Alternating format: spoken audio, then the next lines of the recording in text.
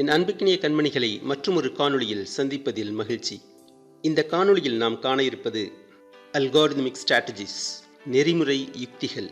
யுக்திகள் அப்படின்னா, இப்போ வீட்டில் ஒரு அழகான ஒரு ரோஜா பூ செடி வைக்கணும்னு நினைக்கிறீங்க. வெளியில் போகிறப்பெல்லாம் அந்த ரோஜா பூ பறித்து வச்சுக்கணும். எவ்வளோ அழகாக இருக்கும். அந்த ரோஜா பூ செடி வீட்டில் நல்லா வளர்ந்து நிறைய பூக்களை பூக்கிறதுக்கு என்ன பண்ணி ஆகணும்? ஒரு சில ஸ்ட்ராட்டஜிஸை ஃபாலோ பண்ணணும், ஒரு சில யுக்திகளை ஃபாலோ பண்ணணும். அப்புறம் ரோஜா பூ செடி நல்லா வளரணும், நல்லா நிறைய பூக்களை கொடுக்கணும் அப்படிங்கிறதுக்கு நம்ம ஒரு சில யுக்திகளை பயன்படுத்தினா கண்டிப்பாக நிறைய பூக்களை கொடுக்கும், அழகாக இருக்கும் அந்த பூக்கள். அதே மாதிரி ஒரு சிக்கல் இருக்கு, அந்த சிக்கலை தீர்க்கறதுக்கு நெறிமுறை எழுதுறோம். அந்த நெறிமுறை எழுதுறப்ப அந்த நெறிமுறைக்கு தேவையான ஒரு சில யுக்திகள் கையாண்டோம்னா கண்டிப்பா அந்த சிக்கல் சிறப்பா தீர்க்கப்படும். அந்த சிக்கல் சரியான ஒரு சொல்யூஷன் கொடுக்கும். அந்த நெறிமுறை எழுதுறதுக்குரிய யுக்திகள் என்னென்ன அப்படிங்கிறது தான் இந்த பாடத்துல நாம் பார்க்க போறோம். We are going to see what is algorithm, what is pseudocode, what is flowchart, what is program, what are the characteristics of algorithm. நெறிமுறைனா என்ன, போலி குறிமுறைனா என்ன, பாய்வு படம்னா என்ன, நிரல்னா என்ன, நெறிமுறையின் பண்புகள்னா என்னென்ன. எதுக்கு இத்தனை விஷயம் நாம பார்க்குறோம் அப்படின்னா,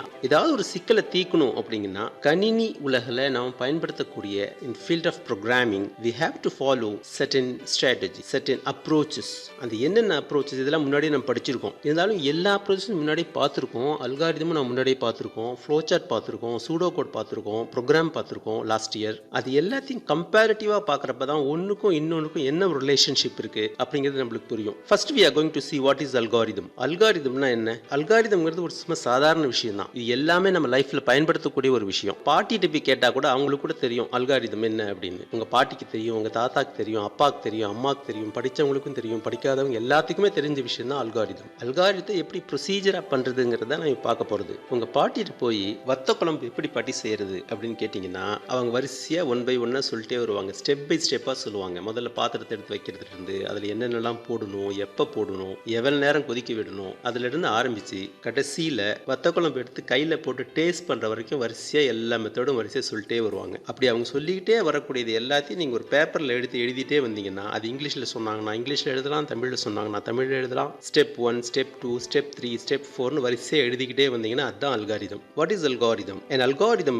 is a finite set of instructions to solve a particular task. It is a step by step procedure for solving a given problem. ஒரு ப்ராப்ளத்தை சால்வ் பண்றதுக்கு நம்ம ஸ்டெப் பை ஸ்டெப்பா எழுதக்கூடிய ஒரு ப்ரொசீஜரை தான் அல்காரிதம்னு சொல்றோம். There is no any grammar, there is no any rule for writing algorithm. You can write as you wish, you can write as you think. ஒரு குறிப்பிட்ட செயலை நிறைவேற்ற எழுதப்படும் கட்டளைகளின் தொகுப்பையே நெறிமுறை என்கிறோம். இது கொடுக்கப்பட்ட சிக்கலை தீர்ப்பதற்கு படிநிலைகளை கொண்டுள்ளது. ஒரு சிக்கலை தீர்ப்பதற்கு படிநிலை 1, படிநிலை 2, படிநிலை 3 வரிசை எழுதிக்கிட்டே வரும். ஸ்டெப் 1, ஸ்டெப் 2, ஸ்டெப் 3, ஸ்டெப் 4 எழுதிக்கிட்டே வரும். அதுதான் algorithm. We'll take an example. We'll write an algorithm to prepare a tea. Tea எப்படி ப்ரிப்பேர் பண்றதுக்கு ஒரு அல்காரிதம் எழுதுறோம். இது ரியல் லைஃப்லயும் அல்காரிதம் எழுதலாம். ஒரு ப்ராப்ளம் சால்வ் பண்றது கம்ப்யூட்டர் ஃபீல்ட்லயும் அல்காரிதம் எழுதலாம். முதல்ல ரியல் லைஃப்ல ஒரு அல்காரிதம் எப்படி எழுதுறதுன்னு பார்க்கலாம். First let us see an algorithm to prepare a tea. First start பண்றோம். This is the procedure to write an algorithm. Step 1, we start an algorithm. First we take a cup of milk and we add some water with it and we boil it. We add a spoon of tea powder. After giving certain time to boil, we'll take a filter and we filter it. We add required sugar. Stop. This is the procedure to prepare a tea. ஒரு tea prepare பண்றது என்ன பண்ணணும்? முதல்ல தொடங்குறோம். ஒரு டம்ளர்ல பால் எடுத்துக்கிறோம். எவ்வளவு tea வேணுமோ அதுக்கு ஏற்ற மாதிரி கொஞ்சம் வாட்டர் மிக்ஸ் பண்றோம். இல்ல ரொம்ப திக்கா டீ வேணும், வாட்டர் மிக்ஸ் பண்ணாம இருக்கு. ஒவ்வொருத்தருக்கும் அல்காரிதம் வித்தியாசப்படும். அடுப்பில் வச்சு நல்லா கொதிக்க வைக்கிறோம். ஒரு ஸ்பூன் டீ தூள் போடுறோம். கொஞ்ச நேரம் கொதிச்ச உடனே ஃபில்டர் எடுத்து ஃபில்டர் பண்றோம். சுகர் ஆட் பண்றோம். மிக்ஸ் பண்ணிட்டு குடிச்சிடுறோம். இதுதான் ஒரு டீ ப்ரிப்பேர் பண்றதுக்குரிய ஒரு நெறிமுறை. இதே ஒரு மேத்தமெட்டிக்கல் ப்ராப்ளம் சால்வ் பண்றதுக்கு ஒரு அல்காரிதம் எப்படி எழுதுறது? Write an algorithm to find a sum of two numbers. Step 1, start. Get the two numbers. எந்த நம்பர் ஆட் பண்ணுமோ we are getting the two numbers. Add those two numbers. Write the answer. Stop. இதே தமிழ் எழுதுறப்ப படிநிலை 1 தொடங்குறோம். இரண்டு எண்களின் மதிப்புகள் என்னங்க தெரிஞ்சுக்கிறோம். அந்த இரண்டு எண்களையும் கூட்டுறோம், விடை எழுதுறோம், நிறுத்துறோம். இதுதான் ஒரு நெறிமுறை. நெறிமுறையில ரொம்ப எக்ஸ்பர்ட்டா இருந்தீங்க அப்படின்னா என்ன ஒரு ப்ராப்ளத்தையும் ஈஸியா சால்வ் பண்ணலாம். நம்ம ரியல் லைஃப்ல இருந்தாலும் சரி, இல்ல ஈவன் while writing ப்ரோக்ராம் எழுதுறப்பையா இருந்தாலும் சரி, இல்ல ரியல் லைஃப்ல என்ன ஒரு ப்ராப்ளமா இருந்தாலும் சரி, கிளியரா அனலைஸ் பண்ணி கிளியர் ஸ்ட்ராட்டஜிக்கலா என்னென்னலாம் பண்ணலாம் அந்த ப்ராப்ளத்தை சால்வ் பண்ண முடியும் அப்படின்னு ப்ராப்பரா திங்க் பண்ணோம்னா கண்டிப்பா எல்லா ப்ராப்ளத்தையும் சால்வ் பண்ணிடலாம். இந்த அல்காரிதம்ங்கிறது it's a basic method to solve a problem. First we have to prepare the steps how to solve it and we have to implement it. We'll get the result what we expect. அடுத்து நாம பார்க்க போறது pseudo code, போலி குறிமுறை. இந்த போலி குறிமுறைங்கிறது ப்ரோக்ராமிங்க்கு கொஞ்சம் பக்கமா ரிலேட்டடா மிமிக் பண்ற மாதிரி, யாராவது ஒருத்தர் மாதிரி மிமிக் பண்றோம், செலிபிரிட்டி மாதிரியே மிமிக் பண்றோம், அதே மாதிரியே பேசுறோம். ஆனா அவங்க இல்ல நம்ம, ஆனா அவங்க மாதிரியே பேசுறோம். அதே மாதிரி தான் போலி குறிமுறைங்கிறது.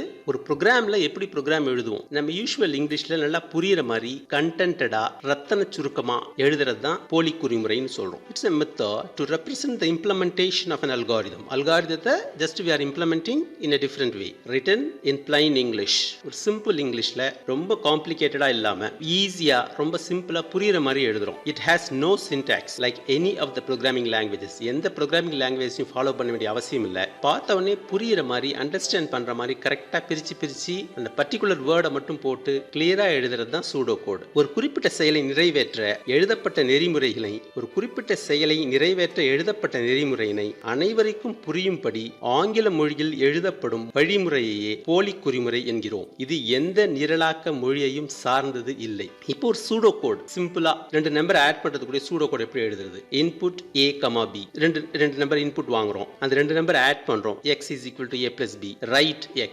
இல்ல ரைட் எழுத மாட்டோம், டிஸ்பிளேன்னு எழுதுறோம். சரி எழுதிங்க, ஒன்றும் பிரச்சனை இல்லை. இன்புட்னு எழுத மாட்டேன், கெட்னு எழுதுறேன், எழுதிங்க, ஒன்றும் பிரச்சனை இல்லை. கெட் a, b எழுதுங்க. x is equal to a plus b எழுதுங்க. ரைட் x க்கு பதிலா டிஸ்பிளே x னு எழுதுறோம், எழுதுங்க. எப்படி வேணா எழுதலாம், but it should be clearly understood. It should be very short and sweet. புரியுற மாதிரி எழுதுனா அதுதான் போலி குறிமுறை. Next we are going to see what is flow chart. போன வருஷம் படிச்சிருக்கோம். flow chartனா என்ன, பாய்வு படம்னா என்ன. இப்போ பாருங்க, ரெண்டு பிக்சர் இருக்கு. இதுல டக்குன்னு பார்த்தோன்னே எது உங்களுக்கு அட்ராக்ட் பண்ணுது? ஃபர்ஸ்ட் இப்போ ஐஸ்கிரீம் பார்க்குறோம், வேர்ட் படிக்கிறதுக்கு முன்னாடியே அந்த பிக்சரை பார்த்தோன்னே டக்குன்னு உங்களுக்கு அண்டர்ஸ்டாண்ட் ஆயிரும். ஒரு பையன் திங்க் பண்றான், அந்த திங்க் பண்றாங்கிறத பிக்சரை பார்த்தோன்னே ஈஸியாக அண்டர்ஸ்டாண்ட் பண்ணிக்கலாம். கீழே இருக்கிறது படிச்சு அண்டர்ஸ்டாண்ட் பண்ணிக்கிறது கொஞ்சம் லேட் ஆகும். Pictorial representation is a very shortest way to express something, express a problem. ஒரு பிக்டோரியலா நம்ம எக்ஸ்பிரஸ் பண்றது ரொம்ப ஈஸி. பிக்சரை பார்த்தோன்னே ஈஸியா புரிஞ்சுக்கலாம். அந்த கான்செப்ட் தான் இது. அல்காரிதமை சூடோ கோடா கன்வெர்ட் பண்ணலாம். அதே அல்காரிதத்தை ஃப்ளோ சார்ட்டா பிக்டோரியல் ரெப்ரசன்டேஷனா கன்வெர்ட் பண்ணலாம். அதே ஃப்ளோ சார்ட்டை பிக்டோரியல் ரெப்ரசன்டேஷனா பாய்வு படமா மாத்தலாம். பாய்வு படம்னா என்ன? What is flow chart? A flow chart is a diagrammatic representation of an algorithm. அல்காரிதத்துடைய ஒரு பிக்டோரியல் ரெப்ரசன்டேஷன். அதை பிக்சர்ஸா சிம்பிள்ஸா நம்ம எக்ஸ்பிரஸ் பண்றது. A flow chart can be helpful for both writing programs and explaining the concept of the programs to others. அந்த program என்ன வேலை பண்ணும், என்னென்ன ப்ராசஸ்லாம் அதில் இருக்கு, எது இன்புட் வாங்குது, எது அவுட்புட் வாங்குது அப்படிங்கிறத படிச்சு தெரிஞ்சிறதுக்கு முன்னாடி அந்த பிக்சர்ஸை பார்த்த உடனே நம்ம ஈஸியாக அண்டர்ஸ்டாண்ட் பண்ணிக்கிறதுக்கு நம்ம வரையக்கூடிய ஒரு விஷயம் தான் ஃப்ளோ சார்ட். ஃப்ளோ சார்ட்டுக்கு நம்ம ஒரு சில சிம்பிள்ஸை காமனாக யூஸ் பண்ணுறோம். ஸ்டார்ட் பண்ணுறதுக்கு ஒரு சிம்பிள், ப்ராசஸ்க்கு ஒரு சிம்பிள், டெசிஷன் மேக்கிங்க்கு ஒரு சிம்பிள், இன்புட் அவுட்புட் எடுக்கிறதுக்கு ஒரு சிம்பிள், ஒரு பார்ட் ஆஃப் ஃப்ளோ சார்ட்டையும் இன்னொரு பார்ட் ஆஃப் ஃப்ளோ சார்ட்டையும் கனெக்ட் பண்ணுறதுக்கு ஒரு சிம்பிள், எல்லா பாக்ஸஸையும் கனெக்ட் பண்றதுக்கு ஏரோ மார்க். இது போன வருஷம் நம்ம படிச்சிருக்கோம். இப்போ அதே நம்ம முன்னாடி எழுதின அந்த சேம் ஆடிங் டூ நம்பர்ஸ், அந்த நம்பருக்கு ஃப்ளோ சார்ட் ஸ்டார்ட் பண்றோம். இன்புட் பாக்ஸ் யூஸ் பண்றோம். பேரலோகிராம், சாய் சதுரம் அல்லது சாய் செவ்வகம், அதுக்குள்ள இன்புட் a, b எழுதுறோம். ஒரு செவ்வகம் அல்லது சதுரம், அதுக்குள்ள z is equal to a plus b எழுதுறோம். பிரிண்ட் z எழுதுறோம். எண்ட். இது வந்து ஒரு ஃப்ளோ சார்ட். இப்போ இந்த ஃப்ளோ சார்ட்ல இருந்து அடுத்து நம்ம என்ன பண்ணலாம்? ஃப்ளோ சார்ட்ல இருந்து ப்ரோக்ராம் எழுதலாம், இல்ல சூடோ கோட்ல இருந்து ப்ரோக்ராம் எழுதலாம். ப்ரோக்ராம்ங்கிறது என்ன? கம்ப்யூட்டருக்கு புரியுற மாதிரி எழுதக்கூடிய a set of instructions. கணிப்பொறிக்கு புரியுற மாதிரி ஏதாவது ஒரு மொழியில நம்ம எழுதக்கூடிய கட்டளைகளின் தொகுப்பை தான் நிரல்னு சொல்றோம். A computer program is a set of instructions that are given to the computer to solve a particular task. ஏதாவது ஒரு டாஸ்கை சால்வ் பண்றதுக்கு நம்ம ஸ்டெப் பை ஸ்டெப்பா ஏதாவது ஒரு ப்ரோக்ராமிங் லாங்குவேஜ்ல எழுதக்கூடிய இன்ஸ்ட்ரக்ஷன்ஸ் தான் ப்ரோக்ராம்னு சொல்றோம். ஒரு குறிப்பிட்ட செயலை நிறைவேற்ற ஒரு நிரலாக்க மொழியில் எழுதப்படும் கட்டளைகளின் தொகுப்பையே நிரல்னு சொல்றோம். இதெல்லாம் போன வருஷமே நான் படிச்சிருக்கோம். Just we are recalling everything. எல்லாத்தையும் ரீகால் பண்றோம். இந்த ப்ரோக்ராமிங் ஃபீல்ட்ல என்னென்ன லாங்குவேஜஸ்லாம் இப்ப அதிகமா யூஸ் பண்ணிட்டு இருக்காங்க, இதெல்லாம் examples for the programming languages. JavaScript, Python, Java, C, C++, C#, PHP, Swift, R, Ruby, SQL, HTML. இதெல்லாம் வந்து some of the programming languages. இப்படி நம்ம ரியல் லைஃப்ல தமிழ், இங்கிலீஷ், தெலுங்கு, கன்னடம், மலையாளம் இது மாதிரி நிறைய மொழிகள் இருக்கும். அந்த மொழிகள்லாம் என்ன எதுக்கு பயன்படுது? நம்ம என்னெல்லாம் சொல்லணும்னு நினைக்கிறோமோ அதை எக்ஸ்பிரஸ் பண்றதுக்கு மொழிகளை பயன்படுத்தி எக்ஸ்பிரஸ் பண்றோம். அதே மாதிரி இந்த ப்ரோக்ராமிங் லாங்குவேஜஸ் எல்லாத்தையும் பயன்படுத்தி கம்ப்யூட்டருக்கு என்னென்னலாம் விஷயங்களை நம்ம சொல்லணுமோ, என்னென்னலாம் நம்மளுக்கு விடை தேணுமோ அதை கம்ப்யூட்டருக்கு இன்ஸ்ட்ரக்ஷனாக கொடுக்குறோம். எந்த ப்ரோக்ராமிங் லாங்குவேஜஸ் தெரியுமோ அந்த ப்ரோக்ராமிங் லாங்குவேஜை யூஸ் பண்ணி நம்ம we can give instructions to the system. இங்க பாருங்க, ரெண்டு ப்ரோக்ராம் எழுதியிருக்கோம். போன வருஷம் C++, போன வருஷம் படிச்ச லாங்குவேஜ், இந்த வருஷம் படிக்க போற லாங்குவேஜ் பைத்தான்.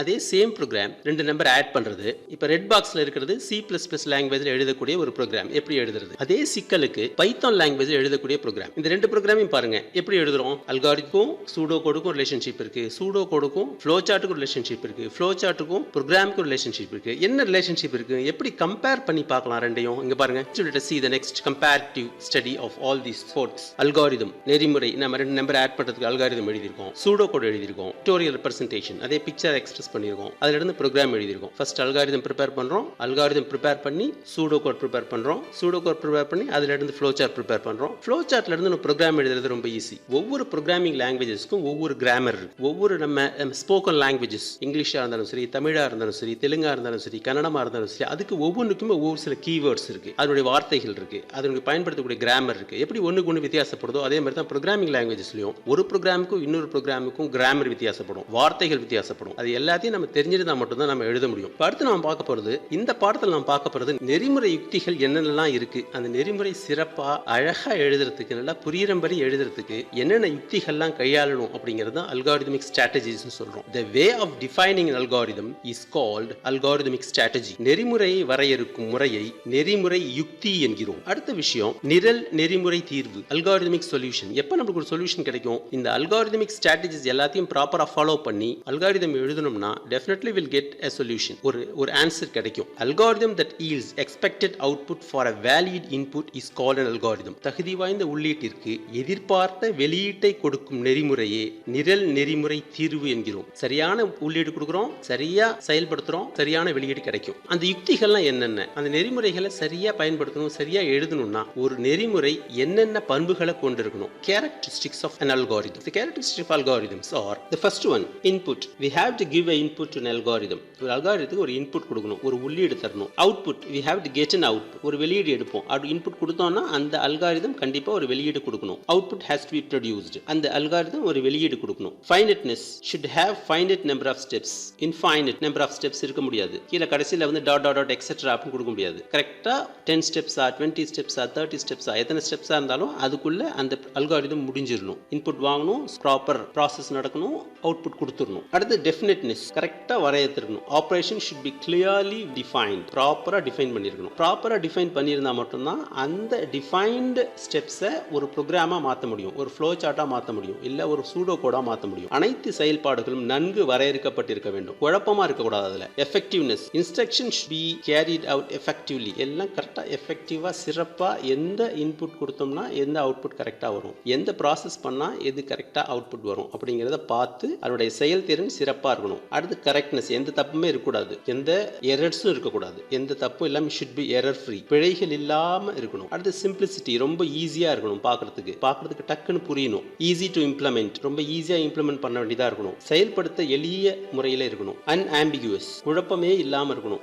ஒரு சென்டென்ஸை படிக்கிறோம், ஒரு படிநிலையை படிக்கிறோம், அது புரியவே இல்லை, குழப்பமா இருக்கு, எப்படி அது சால்வ் பண்ணுங்கிறது குழப்பமா இருக்கு அப்படின்னா அது எப்படி அந்த ப்ரோக்ராம் நம்ம எழுத முடியும்? அதனால எந்த குழப்பமும் இல்லாம ரொம்ப ஈஸியா இருக்கணும். feasibility, possible with available resources, இருக்கிற இன்புட்டை வச்சு கரெக்டான அவுட்புட் நம்மளுக்கு கொடுக்கணும். இருக்கும் வளங்களை கொண்டு செயலாக்க வல்லதாக இருக்க வேண்டும். அடுத்து போர்ட்டபிலிட்டி, நெறிமுறை பொதுவாக என்ன இருக்கணும்? நெறிமுறை பொதுவானதா இருக்கணும், ஒரு காமனா இருக்கணும். அந்த நெறிமுறையை எந்த லாங்குவேஜ்க்கெல்லாம் டிரான்ஸ்ஃபர் பண்ணிக்கலாம், எப்படி வேணாலும் ஃப்ளோ சார்ட் எழுதிக்கலாம் அப்படி இருக்கணும். அனைத்து வகையான உள்ளீடுகள் கொடுத்தாலும் அது ப்ராப்பரா அவுட்புட் எடுக்கணும். இன்டீஜர் கொடுத்தாலும் அவுட்புட் கரெக்டா வரணும், இல்ல ஃப்ளோட்ல கொடுத்தாலும் அவுட்புட் கரெக்டா வரணும். இட் ஷுட் பி போர்ட்டபிள், பொதுவானதா இருக்கணும். அடுத்தது இண்டிபெண்டன்ஸ். இண்டிபெண்டன்ஸ்னா என்ன? எந்த ஒரு நிரலாக்க மொழியை சார்ந்தும் இருக்கக்கூடாது. அந்த நெறிமுறையை வச்சு அந்த நெறிமுறையை பார்த்து எந்த நிரலாக்க மொழிக்கு வேணாலும் ப்ரோக்ராம் எழுத முடியணும். சியில் எழுதலாம், C++னாலும் எழுதலாம், பைத்தான்னாலும் எழுதலாம். எந்த ஒரு நிரலாக்க மொழியில வேணாலும் நம்ம ப்ரோக்ராம் எழுதக்கூடியதா இருக்கணும். எந்த ஒரு நிரலாக்க மொழியையும் சார்ந்து இருக்கக்கூடாது. அது மட்டும் இல்லாம எந்த ஒரு இயக்க அமைப்பு, it should never depend on any operating system. It should be independent. இது வந்து எந்த ஒரு இயக்க அமைப்பையும் சார்ந்து இருக்கக்கூடாது. எந்த ஒரு இயக்க அமைப்பு வேணாலும் அது செயல்படணும். அப்படிப்பட்ட ஒரு நெறிமுறையா இருக்கணும். Next we are going to see the assignment. You study all these questions and write as a test. All the best, my dear children.